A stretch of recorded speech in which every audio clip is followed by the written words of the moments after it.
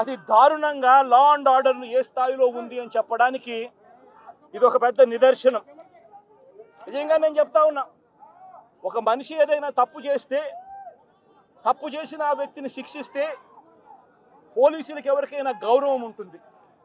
కానీ ఇవాళ జరుగుతూ ఉన్నది రాష్ట్రంలో ఏం జరుగుతూ ఉంది? మీకు నచ్చని వాడిని దొంగ సాక్ష్యాలు వీళ్ళే క్రియేట్ చేస్తూ ఉన్నారు, దొంగ కేసులు వీళ్ళే పెడతా ఉన్నారు.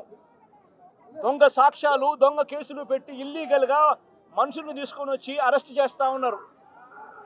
అరెస్టులు చేసి నెలలు జైళ్ళల్లో పెట్టే కార్యక్రమాలు జరుగుతూ ఉంది.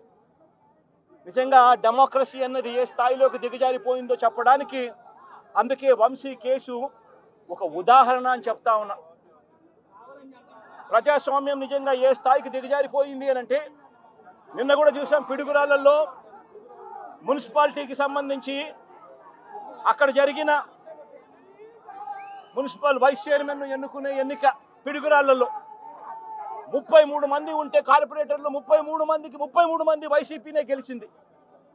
మరి తెలుగుదేశం పార్టీ కార్పొరేటర్ కనీసం ఒక్కడు కూడా లేకపోతే తెలుగుదేశం పార్టీ ఏకంగా పిడుగురాళ్ళ వైస్ ప్రెసిడెన్సీ సీటు ఒక్క సభ్యుడు కూడా లేని ఆ సీటును వీళ్ళు సిగ్గు లేకుండా మేమే గెలుచుకున్నాము అని చెప్పుకుంటా ఉన్నారు అని అంటే, నిజంగా పోలీసులు అనేవాళ్ళు చంద్రబాబు నాయుడు గారి హయాంలో ఏ స్థాయికి దిగజారిపోయి ప్రజాస్వామ్యాన్ని కూని చేస్తూ ఉన్నారని చెప్పడానికి నిదర్శనం. తిరుపతిలో 49 సీట్లకు 48 సీట్లు వైసీపీ గెలిచింది. తెలుగుదేశం పార్టీ గెలిచింది కేవలం ఒకే ఒక్క స్థానం. అటువంటి చోట డిప్యూటీ మేయర్ పోస్టు పోలీసుల ఆధ్వర్యంలో తెలుగుదేశం పార్టీ వాళ్ళు కార్పొరేటర్లను కిడ్నాప్ చేసుకొని బస్సులో నుంచి కిడ్నాప్ చేసుకొని పోయి డిప్యూటీ మేయర్లను మేమే గెలుచుకున్నామని చెప్పి వాళ్ళు ప్రకటించుకుంటా ఉంటే పోలీసులు ఏ స్థాయికి దిగజారిపోయినారు తెలుగుదేశం హయాంలో అని చెప్పడానికి ఇంకో నిదర్శనం.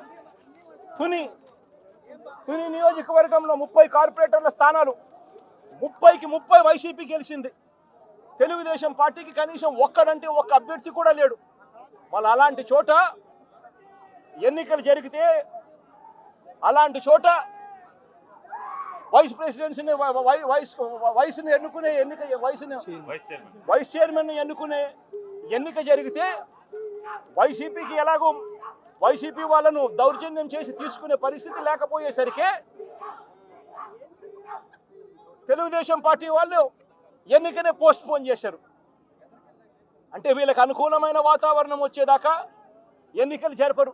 మరిన్ని వీడియోస్ కోసం ఛానల్ ని సబ్స్క్రైబ్ చేయండి. లేటెస్ట్ అప్డేట్స్ కోసం వాట్సాప్ ఛానల్ ని ఫాలో అవ్వండి. ఆ లింక్ డిస్క్రిప్షన్ లో ఉంది.